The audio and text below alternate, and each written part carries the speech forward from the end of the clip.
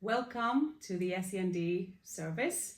My name is Amalia Bannon and it's my absolute privilege to lead this service. The annual review process is what the legislation calls the review of the HCP process, and it doesn't happen every year, but it must happen within 12 months of the first EHCP being issued or from the last annual review meeting, absolutely every year. If the child is aged below 5 years, then it will be more frequent. It will be between 3 and 6 months, and it will be a lighter touch review. But for anyone over the age of 6, it will be during that 12-month time frame. So it makes sense that the HCP does not stay stagnating, and it is reviewed in light of different circumstances, progress of the child or young person, or anything that may require amendments to it. It is not envisaged in the legislation that the HCP will be amended frequently.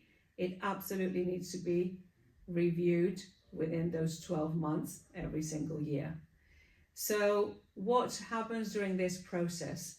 Well, the educational setting, the early years provider, school or college, will collate all the evidence that is required to then amend the HCP, if that's what the recommendation is going to be, and will distribute this to you as a family or to you as a young person, relevant professionals, and definitely the SEND team 2 weeks before meeting to discuss these suggested amendments takes place.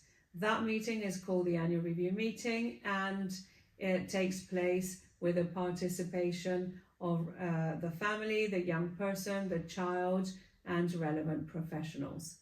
Normally, the educational setting will have produced a working document that clearly highlights what amendments the evidence is showing are required. These will be inserted in the current EHCP in red, and if a deletion is suggested, that will be strike through.